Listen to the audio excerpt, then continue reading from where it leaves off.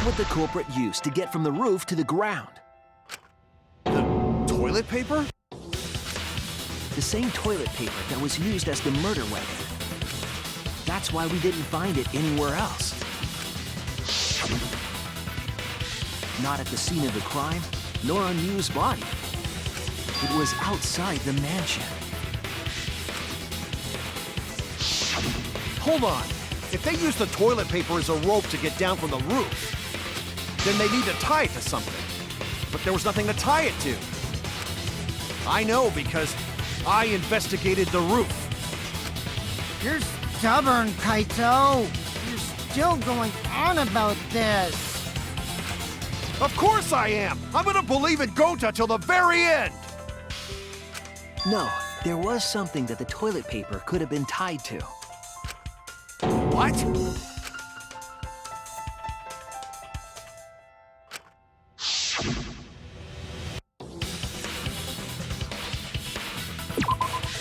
There!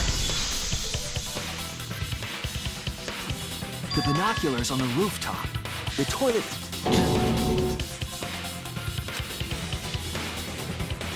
However, I don't think the culprit actually tied it down there. They just hung it. And then used the doubled-up toilet paper to climb down.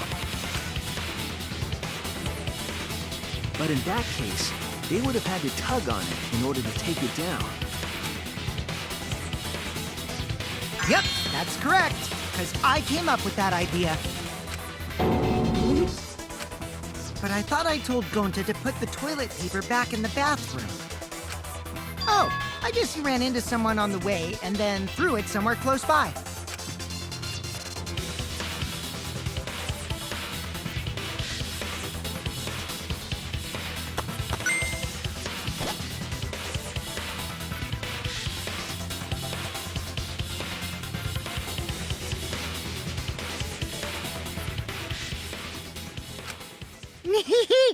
Looks like Kaito's morale is shot, so this whole thing is done now.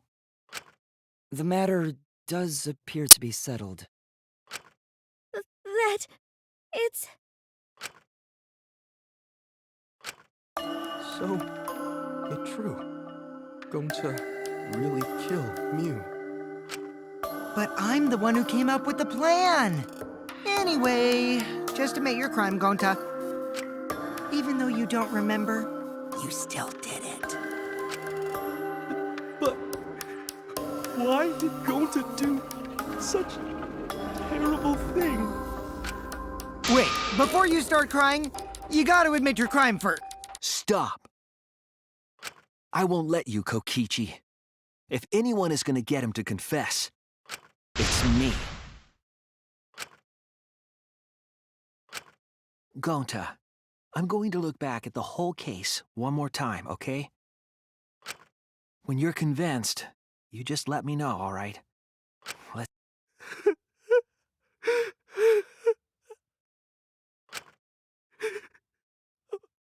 Okay.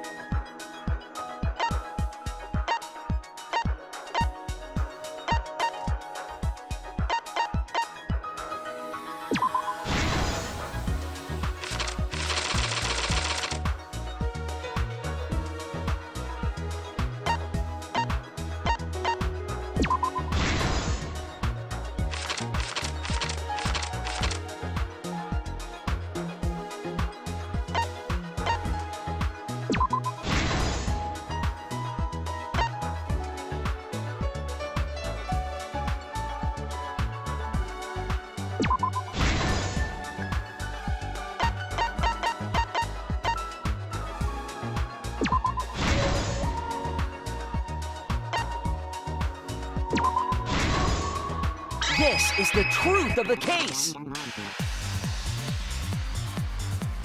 The case began last night.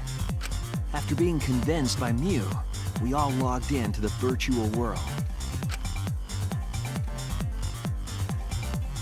To log in, you have to plug the memory and consciousness cords into the device.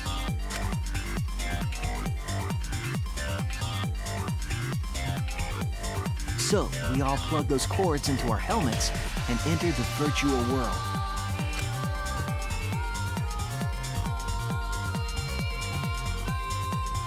But the culprit had accidentally plugged their cords into the wrong ports.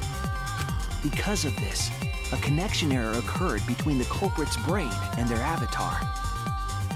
As a result, the culprit would forget everything that happened in the virtual world.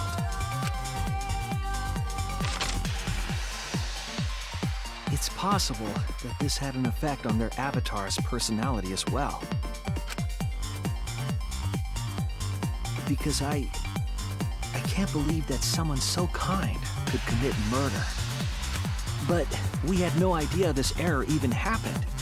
And so, we all logged in one by one. Meanwhile, Mew was the last to log in. She had modified the killing game simulator so she could accomplish a specific goal. After Mew confirmed we were all logged in, she took out the bottle of poison and placed it on Kokichi's seat. This was done to make it look like Kokichi was killed by poison when we returned. Yes, the reason Mew modified the simulator and brought us to the virtual world was to kill Kokichi in the virtual world, but make it look like he had died in the real world.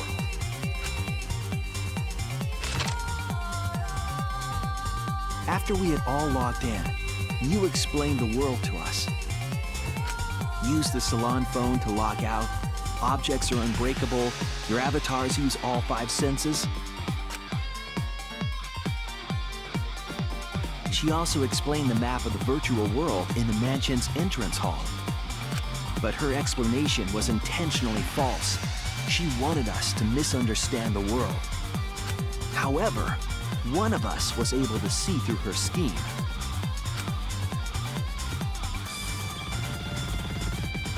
The very person Mew was trying to kill, Kokichi.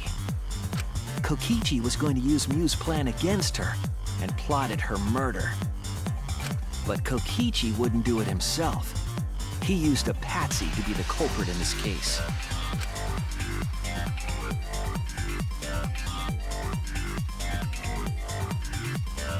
Kokichi was tight-lipped about the motive, so I don't know why the culprit agreed. But it seems as though right after logging in, when Kokichi and the culprit went outside, they were already working together to execute the murder.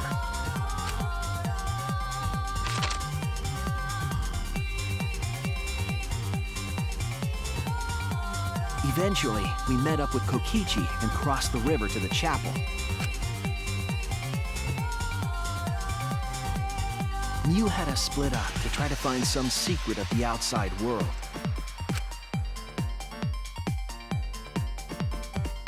Kaito, Kokichi, Gonta, Tsumugi, and I investigated the mansion, while Maki, Himiko, Kibo, and Mew investigated the chapel. Splitting us up was also part of Mew's plan. At the chapel, Mew told Maki that she was going to look around outside. She chased after our group while we were heading toward the mansion.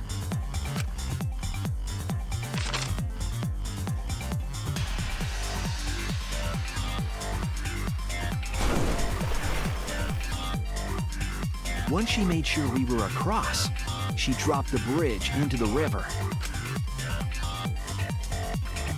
This was to trick us into thinking that the river separated the mansion and chapel. At the time, we thought nothing of it. It was just another one of Mew's pranks.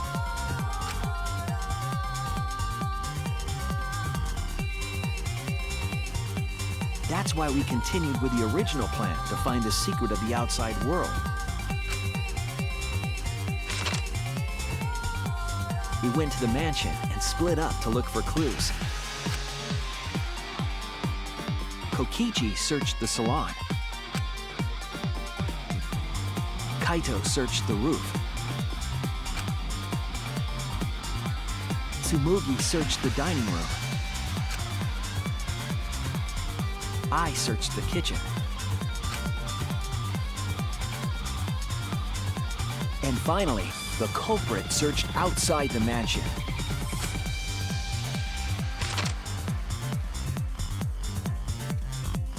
Around that time, Mew was headed for the wall that was on the side of the chapel. She passed through the wall and headed for the mansion to kill Kokichi. You see, the wall was a special wall that Mew had added herself. This wall was programmed so that only objects could pass through. And Mew had changed her avatar settings from human to object. That was the hidden route she prepared for herself. She set up a wall that only she could pass through.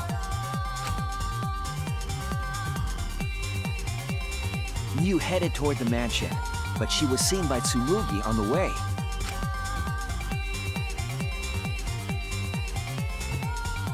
When she entered the mansion, she pulled out her cell phone. She didn't tell us that there was another way to log out.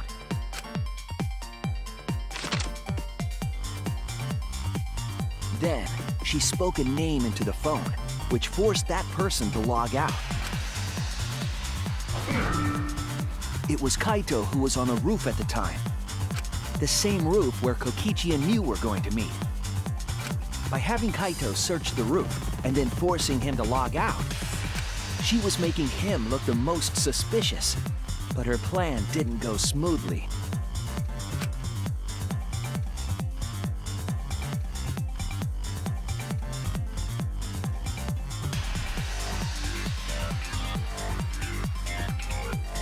Kokichi was waiting on the roof with a culprit and the toilet paper used to kill Mew.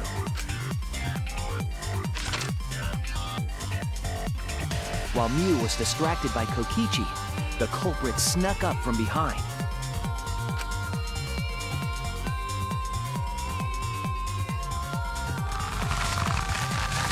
And used the toilet paper from the mansion's bathroom to strangle Mew.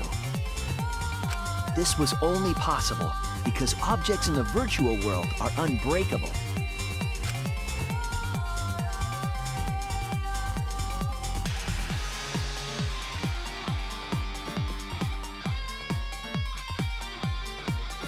Mew's avatar was strangled to death, and the shock killed Mew in the real world.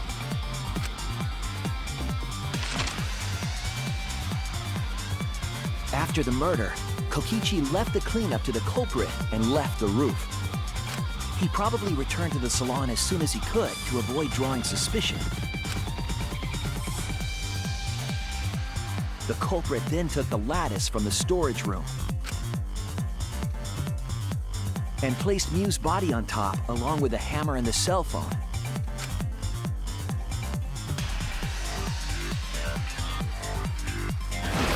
The culprit heaved the lattice over the railing and forcefully slid it down the roof slope.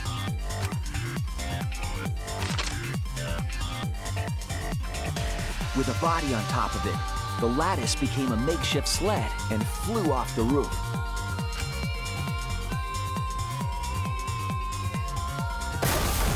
It went through the wall that only objects can pass through before crashing into the chapel. That was the crashing sound that Kibo heard in the chapel and we heard in the mansion. Mew's wall hid the fact that the mansion and chapel were actually right next to each other. That's why Tsumugi and I were able to hear the crash from the mansion.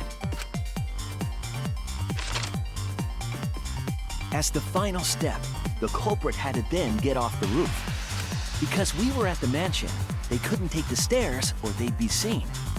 So they used the toilet paper again to escape from the rooftop.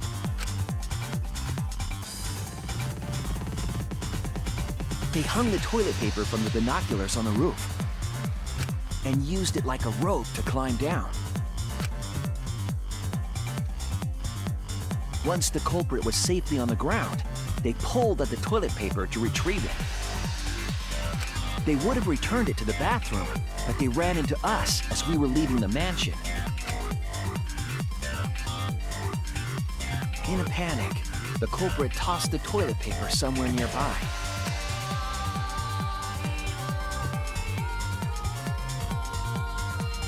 Without that one little mistake, we might never have solved this case because the culprit doesn't remember.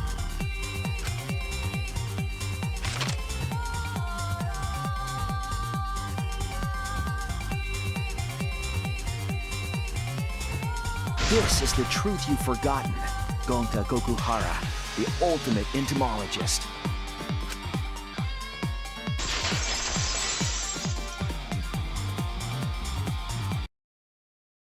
Gonta, this is the truth we've reached.